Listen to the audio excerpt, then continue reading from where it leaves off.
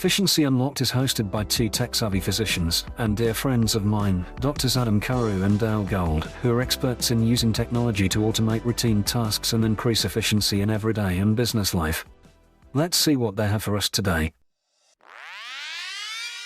Stay tuned for this series of episodes where we'll be discussing the game-changing impact of AI in the realm of patient care and physician well-being. Get ready to unlock efficiency with NerdMDs. Efficiency Unlocked.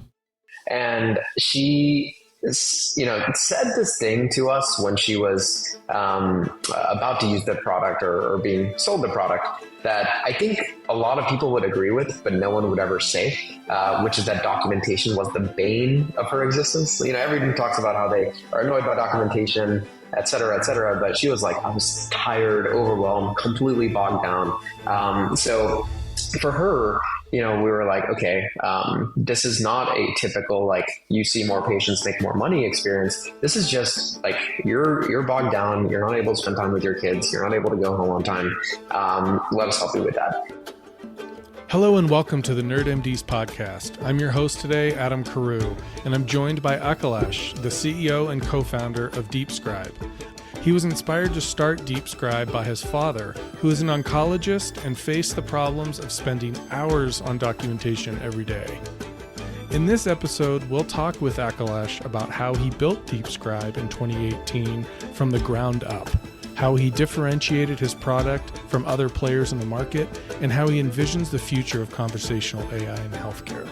Stay tuned for this fascinating conversation with Akilesh Bapu, the founder and CEO of DeepScribe. Welcome to Efficiency Unlocked, Nerd Tested, MD Approved. I'm really happy today for Akilesh Bapu to join me from DeepScribe. And you just heard that story about him and where he came to be, but we're going to give him a chance to introduce himself and give us a bit of more information about him and his why. So welcome to the show, number one. Pleasure to have you here. Thanks for having me, Adam. You're very welcome. So the first question that we always like to open the show up with, especially in this introductory series of generative AI solutions, is, can you share a little bit about your journey and kind of inspiration behind wanting to create this company and a little bit about your why? Yeah, absolutely. So I'm excited to be on this podcast, and I love what you're doing here, Adam. So a little bit about me. Before DeepScribe, I was actually a research scientist at Bear, which is Berkeley's AI research lab. And, my mentor, Jamie Murdoch, was actually at the intersection between statistics and the engineering department, which meant that our lab was very, very first principles driven. So and he had also written the first paper on interpretability as it pertains to natural language processing. So again, first principles. So our lab was all about picking the right data set, curating the data set, labeling it, and that's how we got our gains in model performance, which as an undergrad student, when I started there, it was the most annoying thing because all I wanted to do was train these large models. Yep. But, it worked, and we were able to achieve the performance we wanted to, and that shaped my early impression of what works and what doesn't work and what's important in machine learning. The way I got exposed to documentation was actually through my dad, who's an oncologist. So as the son of a doctor, you get real close firsthand evidence with the problem of documentation and how much time he spends on it. But I was actually, I would say, desensitized to the problem. I just expected it as something that he had to get used to. He was going to spend those 3 hours in his day on documentation. He was going to, stay up at night dictating away. He was going to miss a few of my sporting events because he had to go back and finish his notes before that 7-day or 14-day cutoff at his organization. But, as his son, I was sort of his tech support, and I tasked myself with figuring out how I could save him that time. So, when Dragon first came out, when IBM Watson had their speech recognition tool come out, transcriptionists in India, we tried everything. And nothing obviously worked. This was almost 10 years ago. But fast forward about a decade, I was working on this project at the research lab. I would say we were on the cutting edge of natural language processing.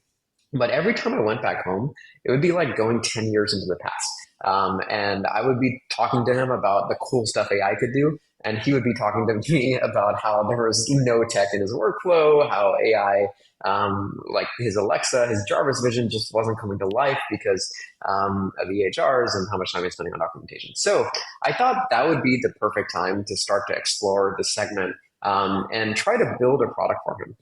And as a naive research scientist, I wanted to follow the same first principles approach. So collect the data, train the models, solve the problem. And so I went out, tried to collect patient conversations to try to build this summarization for him. And that's where I got stuck. There is no data. There is no patient conversation data set out there. And the biggest one, which was interesting, was Publicis's Verilog data set, which is a little over 100,000 conversations. And that's what I thought would be the start of it. But then I found out that they literally paid patients $2,000 per conversation to collect this data. And that, as a student, that wasn't going to be my data set. So I started to wonder why this data didn't exist. And then I realized that there was a bigger problem in healthcare beyond documentation, which is that there was a problem of broken data pipeline. So the petabytes of data that patients were generating wasn't actually being used to influence their care. And so if we were to be able to create this foundational data set and solve documentation, then we could create this data repository that then would be useful to solve other problems in healthcare. So that's why we started the company, and it was back in 2018, so a little over 5 years ago.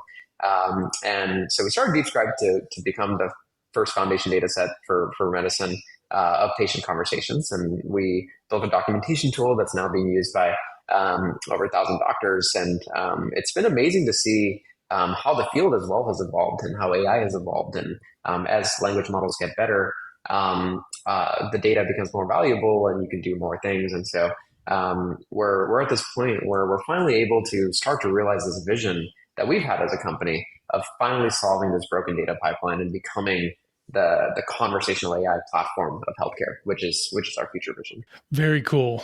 No, that is, I think these interviews are so fun. And honestly, that first, however, 4 minutes of that, there's so much I could actually unpack and even just ask, and we'd continue talking. But I do want to share a couple things in that I think, definitely relate. So I didn't have any physicians in my family, but in medical school, I started dating my now wife. And I would go home at holidays to her house because it was closer. We were in New York City. She was from Minnesota. I was from the San Francisco Bay Area. So the flight to Minnesota, significantly shorter. But her mother was an OBGYN, and she's now retired. And she's probably listening, so she's going to hear a story about her. But I just remember going to my wife's house for the first time and walking in there, and there was an office right off the front door.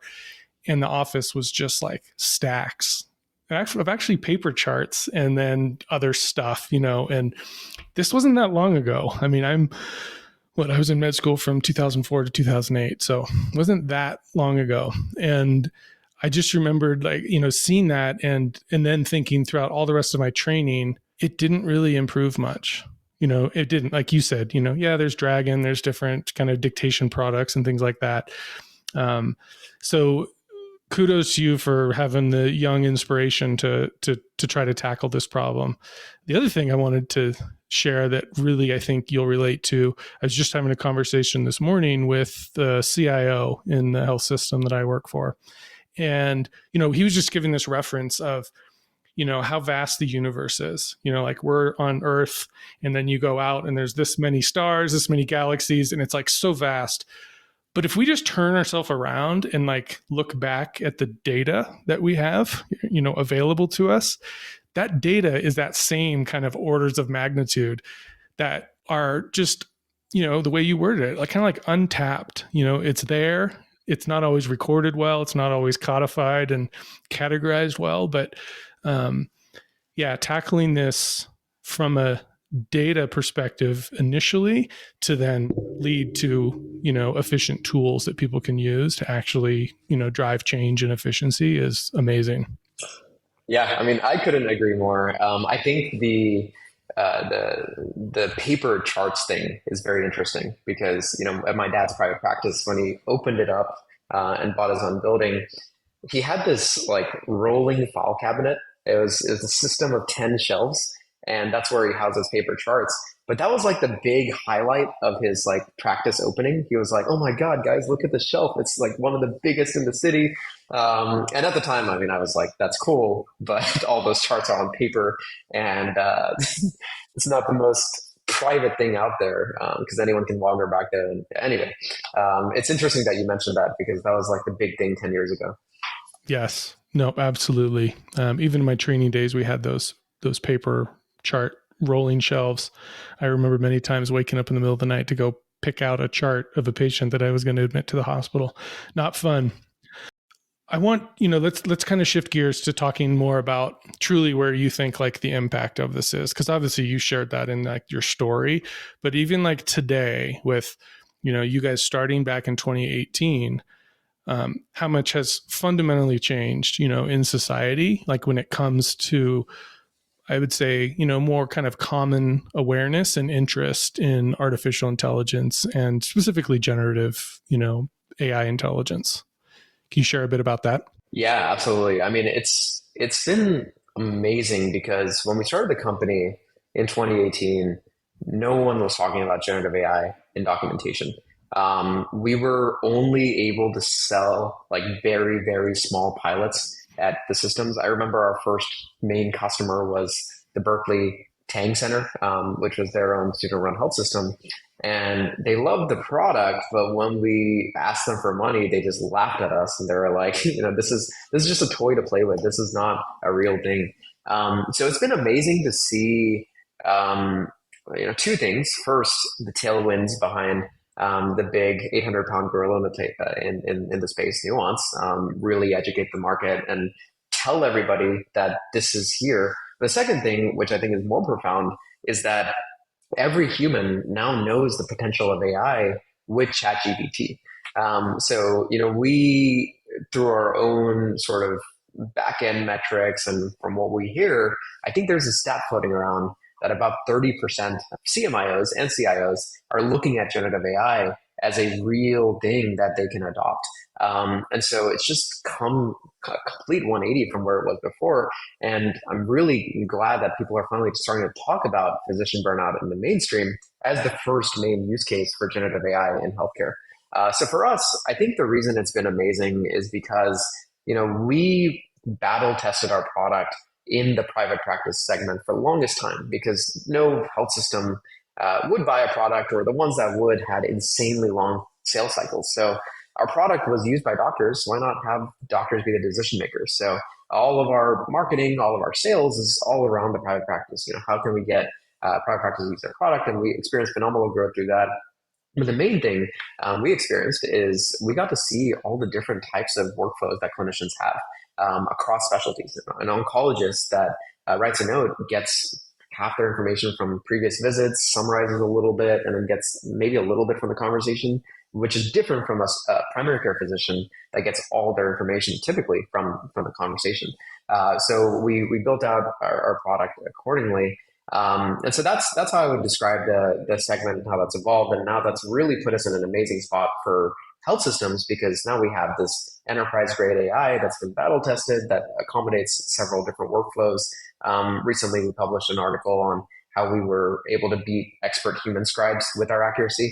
So we're about 30% more accurate than if you just take our GPT-4 prompts out and run it and then compare it to our LLM-based stack, how that differs. So we're ready. The market's ready. It's an exciting time. But in terms of your question around impact, I think for us as well as other ambient documentation tools, especially at DeepScribe, because we're so clinician driven, we just want to give clinicians the gift of time. That's how we started the company. Our initial mission was to bring the joy of care back to medicine. And that's how we did it. So when you use DeepScribe, you don't have to think about documentation as you're servicing your patients. And that's the main value. It'll sit there, it'll record the conversation, it'll generate the note. And with our personalization and trust, you can trust the note will be accurate, but then at the same time, it'll fit into all your workflows. So you don't have to use Dragon to dictate your pre-visit and then only use DeepScribe for the conversation. It's an end-to-end solution. So that's how I describe the impact of DeepScribe. No, very cool. And I love your examples, of the medical specialist versus like a primary care physician. Because, I frequently am saying that in our large system of, we have about 1,200 physicians as a part of just my medical group in Colorado. And, we have pretty good data from the EMR company we use around, how people are using the system on an individual level. And I mean, it's easy to sort that down, and you can see the medical specialists are spending an inordinate amount of time of kind of pre-review or chart review tools. And whereas, primary care physicians are working more from the problem list and like pulling that stuff in and, kind of managing that and updating it. And then surgeons, are spending the most time on notes most of the time. I mean, sometimes they're short, but like their dictations and their procedures and surgical procedures. So no, it's great. You guys are looking at that from that kind of clinician focused lens, because that I think is going to be, that's the key to making this work for everyone, and on all different types of specialties and provider styles. Do you have like a story though that you can share? I mean, you shared the one about the early days where people would laugh at you, and it's funny because another CEO founder like shared a very similar story that way, that the first time they demoed it, the people thought it was fake. Like they thought it was like Wizard of Oz, someone behind the curtain that was like doing the magic. But do you have a story or example, of where, a customer or a story you heard about a customer, using your product, just really kind of touched and hit at that core of why you started all this? Yeah, absolutely. I think my favorite sort of story that I like to share is with this clinician whose name is Dr. Allison Hockman. She's one of the groups in one of our largest customers, and she was one of the early users of DeepScribe, I think back in 2020 or 2021, a year or so after we launched the product, used it. And she said this thing to us when she was about to use the product or being sold the product that I think a lot of people would agree with, but no one would ever say, which is that documentation was the bane of her existence. Everyone talks about how they are annoyed by documentation, et cetera, et cetera. But she was like, I was tired, overwhelmed, completely bogged down. So for her, we were like, okay, this is not a typical, like, you see more patients, make more money experience. This is just like, you're bogged down. You're not able to spend time with your kids. You're not able to go home on time. Let us help you with that. And so after using DeepScribe, within a month, she was able to essentially reduce her overall documentation time by roughly 75%, which was amazing. But I think the more amazing stat for us was the 88% decrease in pajama time. So that meant I'm sure everybody listening to this podcast knows what pajama time is. But that means, at home on the weekends, 90% of those hours she was spending on documentation is now for her kids, for her family. And so she, when asked, what she benefits from in terms of DeepScribe, didn't talk about more patients, didn't talk even about the patient experience, even though I'm sure she feels both. She was just like, this is 3 more hours a day for my kids. And so that was pretty amazing in terms of how they described that value, because starting this company, healthcare is all about ROI, and especially in the US, that's looked at with a hard eye. And so with this clinician, that was the embodiment of our mission. No, that's such a cool story. I mean, I think, we there's a program that we created internally to just teach physicians how to best and other physician-like roles, how best to just utilize the clinical tools that we have at our disposal. And it was a program that I created many years ago internally that we call it SITE, but it stands for Clinical IT Efficiency. So it's kind of similar to the tune of this podcast. But our motto for it is more time for what matters. And and I think we've stuck with that motto because it's like what you said. For some people, it may be to see more patients in a day, or for some people, it may be to get those charts done in the morning, so at lunch they can go for a walk, between their clinic day, or it means no pajama time, and more time for, hanging out with their family and friends, after hours. Because that's the reality. A lot of people spend an enormous amount of time of pajama time. And for the listeners that don't know what that is, we're literally just talking about time that is spent typically doing medical documentation, but it could be reviewing charts or doing other things related to medicine outside of the normal clinic hours. So that typical kind of 8 to 5, 8 to 6 window. So that's great. If any of my doctors are listening to this, they're probably saying, okay, when are we going to get one of these products in our hands? Because that's obviously the thing that's going on right now in all the health systems, is trying to get these things out. Yeah, absolutely. Now that you mentioned that, I have to ask, so in terms of that metric, the clinical efficiency, I think you said time for clinical efficiency.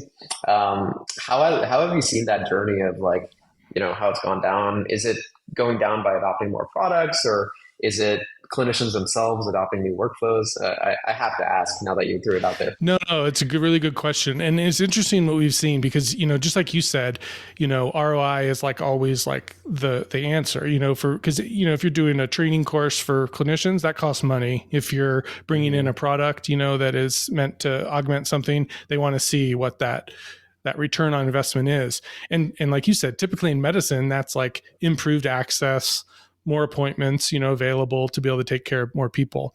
And, initially when we did the program, that was kind of what we were asked for. My executives that I report to were like, hey, show us what these people are changing objectively.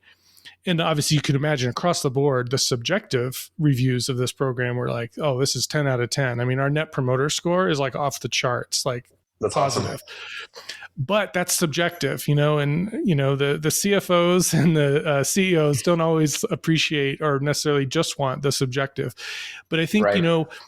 Specifically what we teach, and I think this is even the case, before I would say these generative products have come along, if you become more efficient in something and some task, if you just become really good at handling your inbox, you're going to fill that time that you've created with other things, whether it's talking to someone casually next to you in the office, or curbsiding, a clinician in the hallway.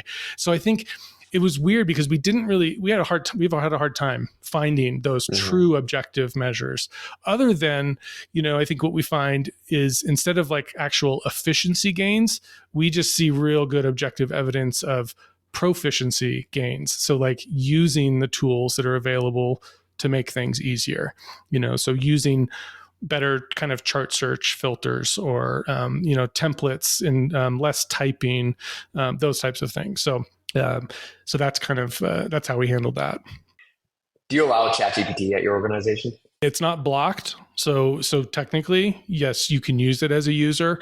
But there's been countless communications, and there's even some security measures in place if people are going to start, especially putting in protected corporate or patient information into those, then they'll get a nice warning. But no, I think a lot of people are using those tools, but I would say not necessarily in the clinical realm. The one that I will share that I've used many times, that doesn't share identifiable information is, specifically in a result that I'm documenting on, in that result note that I document on, it's very clinical. Usually it's a summary of whatever the labs or imaging showed.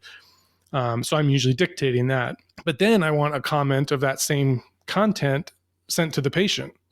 And so normally I just kind of say it again or type it again in kind of lay speak, and I don't use any of the clinical terminology. But if you just plug in that clinical terminology and give a good prompt to GPT to just say, hey, translate this to a 7th, 8th grade reading level in simple, bullets, it does it easily. So those types, I think a lot of clinicians are probably using it for those types of kind of small hacks where you're not at risk for, uploading the whole chart, which is not advisable. No CMIO will ever say to do that. But no, good question. Really good question. All right. So you've alluded to a couple, and some of the things you've mentioned already about, kind of where you think that you guys are the differentiate, or where you really differentiate. and I would summarize that by saying you've been doing this for a while now, well before the kind of craze wave that we're in right now. Yeah. Which is I think key. And you mentioned how you try and take that kind of agent approach where you're looking at it from like the clinical side and trying to make the tool work for the variety of use cases.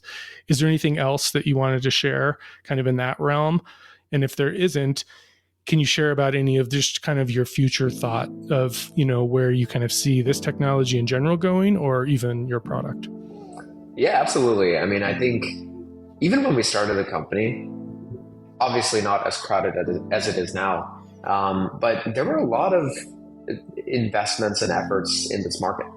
It was completely different list of companies, but it was there. And so the thing we have to really ask is like, why isn't this problem solved? Why does the biggest player in this market have like a 25 provider deployment at a small system in the Southwest?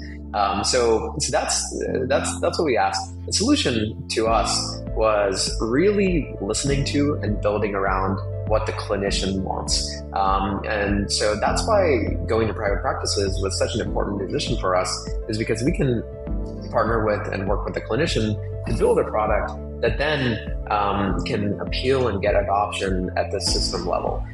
If we had gone to health systems back then, and we did, it was still difficult to get past the initial pilot because, as I mentioned before, maybe the primary care doctors love it, but those clinicians that already feel like they nail documentation are not going to use it. Clinicians that are in other specialties may have trouble figuring out how it works in their workflows.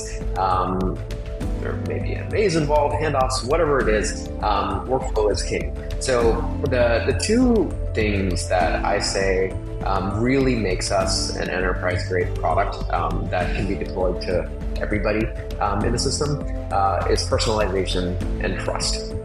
So trust is an interesting thing because for us, trust means accuracy, but then also being able to provide transparency into why certain things are being generated. So with DeepScribe, we've been working behind the scenes. We had hundreds of human scribes for the longest time writing these notes so that we could create a benchmark set, but then also set a bar for where a product needs to be in order to be fully automated. We took longer than some of the others to release a fully automated product, but the key metric for us was, can it be as good or better than an expert human scribe? So, it may do a 2-minute demo, but is it going to miss a key medication? Is it going to misinterpret some key information? Because at peak usage, even though as a CMIO, you probably don't want to hear this, although you know this, when you save doctors time, that means they're not spending the same amount of time on notes, which means they're not reviewing every single word that's being generated. So when you're putting AI into this workflow, it has to be completely right. So trust and our benchmarks and our 30% higher accuracy than GPT-4 is the first big differentiator. And the way we've done that is by building our AI stack over time. We used LLMs before they were LLMs and have slowly evolved that. And that's, our data set as well contributes to that. And so that the interesting thing there is the only way to really experience that is by using it. So one of the things we love to do is give the product out to anyone that wants to try it out so that they can see that, no matter what maze of options you take DeepScribe through, it'll capture those minute details that are relevant. The second thing is personalization. And we recently launched our customization studio a few weeks ago. But what that really means is it's our hundreds of customizations that we built over time. So how do you want the subjective to look? What format do you want? What style do you want? What physical exam template would you like to upload? All that information varies per clinician and also is hand in hand with the workflow integration. So our DeepScribe summary mode is part of that customization studio where you can structure formatted summaries for those clinicians that will refuse to adopt anything other than Dragon, but still hate Dragon. So appealing to that, as well as pulling forward notes from the EHR for oncologists, letting orthopedic surgeons define this range of numbers that they want pulled from their conversations. So those are the two places that we really differentiate, and that's all centered around the clinician. But I think in terms of going forward, what generative AI has done for AI beyond making the scribe possible is enabling so many other applications beyond documentation that can drive value and solve some of the biggest AI priorities at a health system. So in terms of the future roadmap, we're building DeepScribe, and we see DeepScribe, the prescribing product, as the first application of this platform for conversational AI in medicine. And over time, we're building that out. And we're working with some pretty interesting partners to add things like coding or order entry, all the way to voice diagnostics and analytics, to really figure out how all this data that's being generated by health systems can be turned into an interface that can then drive value at the organizational level. Very, very cool. Yeah, I mean, those two things that you just mentioned are key. I've had so many conversations, around, I'd say generative AI, but just, AI in general. I mean, you mentioned the trust thing. And I was actually just talking with my wife about this when we were walking our dogs this morning. And, I shared the story of someone that was sharing their story that they almost got hit by one of the, self-driving taxis in San Francisco, literally had to jump out of the way. And recently, there was someone that was actually killed, by one, and, which is incredibly sad. And, they were just saying that, right now they don't have enough trust, for them to actually even get in one of those cabs, which doesn't mean those cabs are still safer than a human driver, and I think that same thought applies to healthcare. And maybe it's even more stringent because, like you said, if there's one little blip in there that's just factually wrong, if you don't see that, that's that clinician's fault because they're the ones signing off on that note. So that trust and accuracy, precision, all those factors is key. But I really do think the trust is the thing that's so key with all sorts of AIs, that are around us, whether we know it's an AI or not that's operating it. So that's great. And I love that future vision too that you just laid out. I just think that's the way to think of these tools augmenting all of those other administrative kind of tasks that are part of healthcare. And ultimately, maybe getting to a place where patients can drive some of this even themselves. That's, I think some doctors are very afraid of that state because they're like, oh, it's going to take my job. I just look at it as it's going to allow you to do other things that, require your brain and your thought and your, kind of intelligence to help people take care of themselves. The last kind of tactical piece of this conversation around, your product, if you were to bump shoulders with, someone that you turn around and you realize that they're the CEO or the CMO of a large health system, you already said why you think your product is valuable to, the enterprise as well as the individual practice. But if you had 1 minute to kind of pitch this product to entice them to take a meeting, see a demo, or consider the product, what would you say? Yeah, this is an interesting one because I feel like I'm always on the other side of this, interviewing people at DeepScribe. But if I were to pitch a CMIO or CEO, my style, for anybody that knows me, is very transparent, very casual. And so typically don't pitch, but if I were to pitch, I would say that you already know that your clinicians are spending half of their day on documentation daily. And this means that not only are they burned out, but that's hundreds of millions of dollars of opportunity if they were to get back that time to spend on doing what they love most, which is seeing your patients. But beyond that, one of the larger problems that we've identified as an engineer by trade is that the data generated by each of these patients is not being used to its full potential to improve care, to improve efficiency, and to improve medicine as a whole. There are some pretty lofty problems out there, like the 5% misdiagnosis rate and medical errors being the third leading cause of death, that are very big untapped potential. But a lot of this data is locked in conversations and not captured. So solving burnout and solving documentation is the key to this because you collect that data and can use that for your organization. But tools haven't really been able to solve that in the past. Even though pretty much everybody out there has tried. While tools have existed in the past to solve this, they haven't really seen system-wide adoption. And so we built DeepScribe from the ground up to change that. So our enterprise-grade AI scribe focuses on two things: personalization and trust. Every physician is different, and we know that, and we built for that. And our end-to-end workflow integration supports pretty much every workflow, whether it's an oncologist pulling forward a note or an orthopedic surgeon adding a post-visit summary. Second is trust, and we are as accurate or more accurate than an expert human scribe. And we know that because over the last 5 years, we've employed hundreds of them and have benchmarked. So we'd love to show you a demo of DeepScribe today. There's nothing like experiencing it in action. And beyond that, we'd love to show you how our conversational AI platform for medicine can help you solve some of your biggest AI priorities. No, you just, I think, hooked me and probably hooked a few other people that are listening to this to hopefully reach out to you. No, that was, for not doing pitches, that was a pretty good pitch, I got to say. All right. Well, Akilesh, I appreciate this perspective and your story and everything you've shared so far. And I hope some of the listeners are inspired by it too, and hopefully even want to check out DeepScribe as an option for them. Let's shift gears to the last and final section of this, which is kind of like the rapid fire questions, just to kind of get to know you a little more.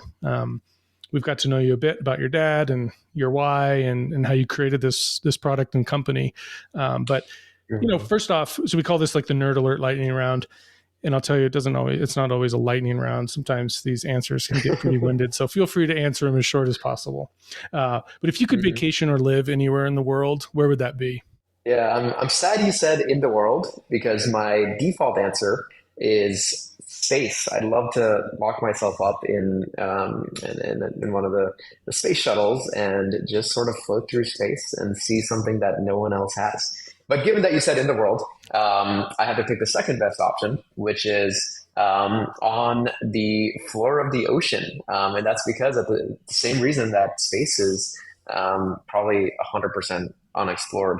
The ocean floors are almost, I believe the stat is somewhere in between 70 and 90% unexplored, which means that I will also get to see something that no one else has really explored. And that also means that I'm not doing my day job, because the Wi-Fi signal in the bottom of Mariana Trench won't be the greatest. But that's how I'd answer that question. Very cool. That's definitely the most unique answer anyone has said so far. So I give you you get the medal for that. Do you have a favorite, either historic or future vehicle that you kind of, like or aspire to own one day? Yeah. I'm glad you asked this, and I read through your Substack, and I know a lot of the content that I love that you read about around EVs and some of the strategies behind some of the big EV makers that make them so successful, which is interesting to read. And I'm a big fan of EVs and the progression and how they'll hopefully take over the world soon. In terms of my favorite vehicle, I think I would say, well, am I allowed to say teleportation? Yeah. Okay. Well, that would be the goal. Second best is a flying car whenever that exists. But I truly think like whatever we can do to make the world smaller and increase opportunity and increase surface area for everybody is remnants of or is leading indicators of what we'd want the future to be. So I think that's how I would probably answer that question. Yeah. So you're saying you want the car in Back to the Future Part 2. Correct? It sounds like that's what you're describing. I think so. Maybe a little bit. Maybe a modern skin on it. Maybe make it look like a Ferrari SF90. But that concept, it would be great. Awesome. No, that's a great answer.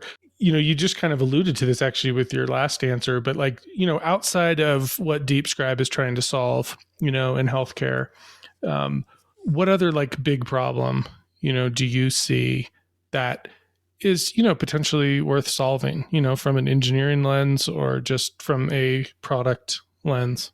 A true personal assistant. Think Jarvis. I think that's a huge opportunity that likely if I wasn't working on DeepScribe, I probably would be looking to figure out a way to work with others to solve.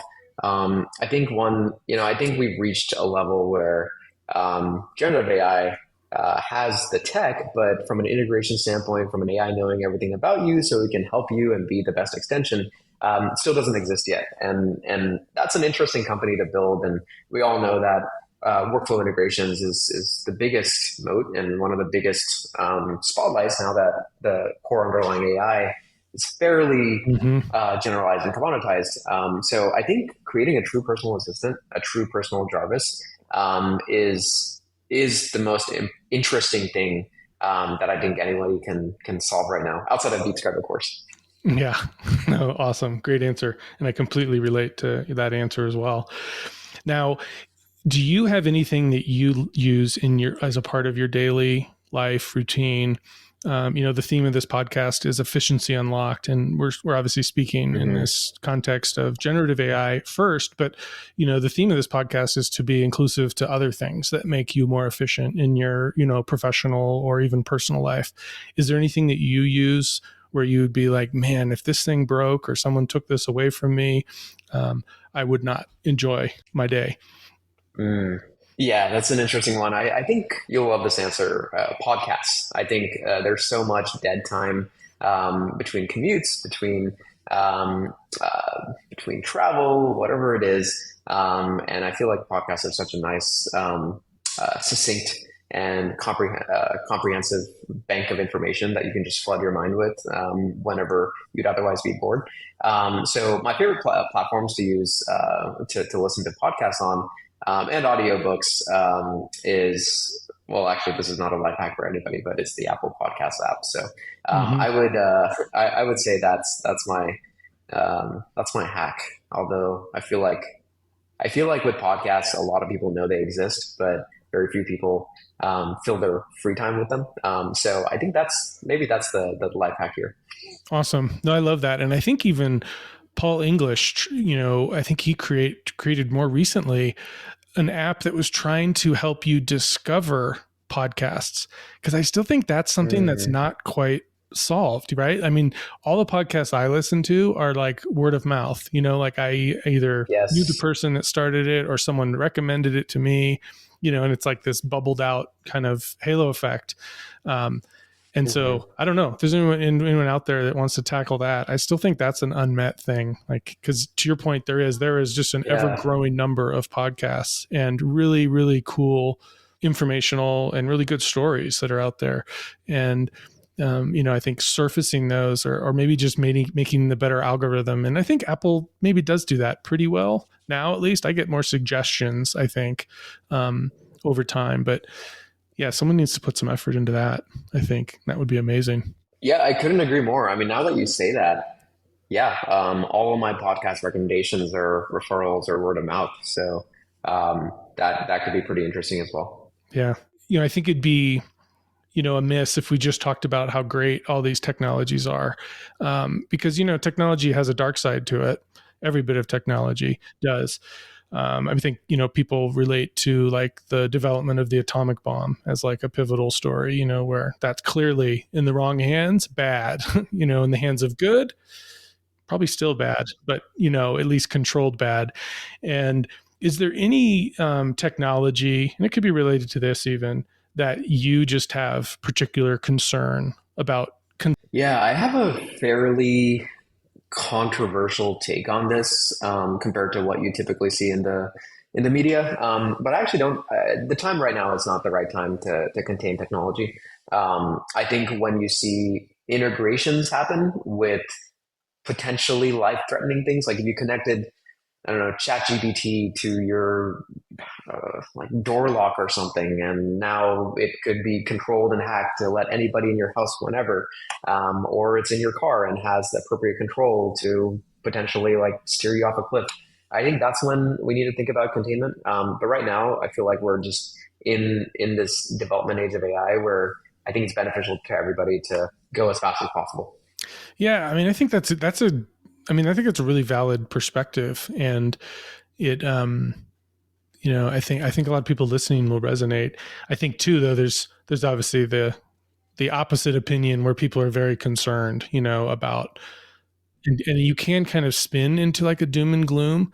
You think of like encryption and, passwords and two-factor and all this stuff that we have, which are great to protect our, logins and our access. But like, then there's the phishing that tries to get that information out of you, and like there's always these like bad actor countermeasures. And and I mean, I don't want to come across like I'm saying I want to slow down any of this either, because I think as long as it has the right guardrails around it and you're not getting into unmet territory, I completely agree. We got to let the innovation flow in this current state. Yeah, absolutely. No, I hear you. It's like, as we're making productivity better, are we also making the bad actors better? Before I let you ask me any question, what's the preferred way that if any of these listeners wanted to get in touch with DeepScribe or you? So my email is my first name at deepscribe.ai. That's usually the best way to get in touch with me. But also through our website, deepscribe.ai, is the second best way, and filling out an interest form or sending a message into the chatbot. Either of those would work perfectly. Great. That's awesome. No, I appreciate you sharing that with the listeners. So last question, do you have any particular question for me that I can answer for you in the next 35 seconds? Yeah, Adam, as you know, I've been dying to ask, what's your inspiration for starting this? Yeah, no, really good question. And we will have an episode that's probably going to come out after this one, where there's someone a close colleague of ours is going to interview myself and Dale, my co-host who's not on here today. But I think, the abbreviated version is, there's a selfish reason and an altruistic reason for wanting to do this. Selfishly, as a CMIO, I want to meet people, that are making these cool products.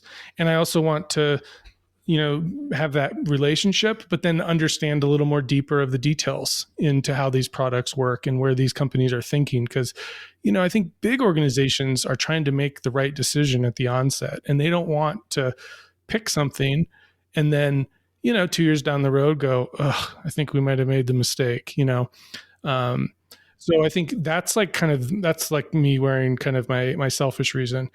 I guess the other selfish reason is I really enjoy creating things. I like creating logos, I like graphic design, creating websites. So podcasts were a kind of a new medium for me to try out.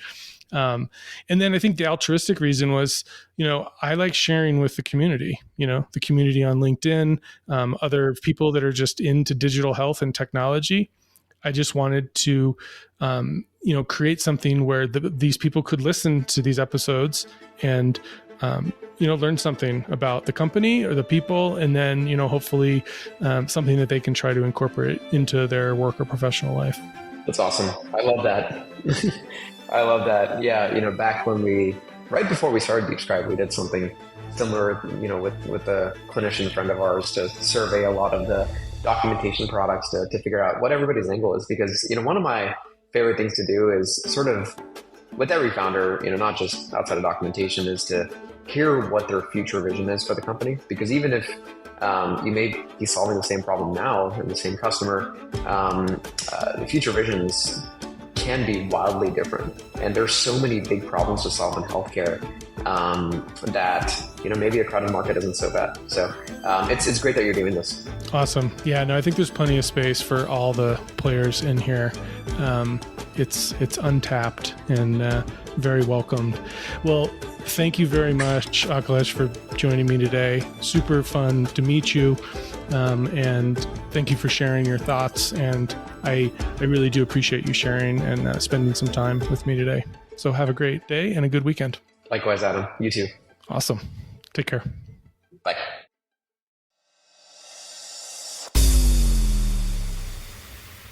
Thank you for listening to Efficiency Unlocked, Nerd Tested, MD Approved, a Nerd MD's podcast by Drs. Adam Carewe and Dale Gold.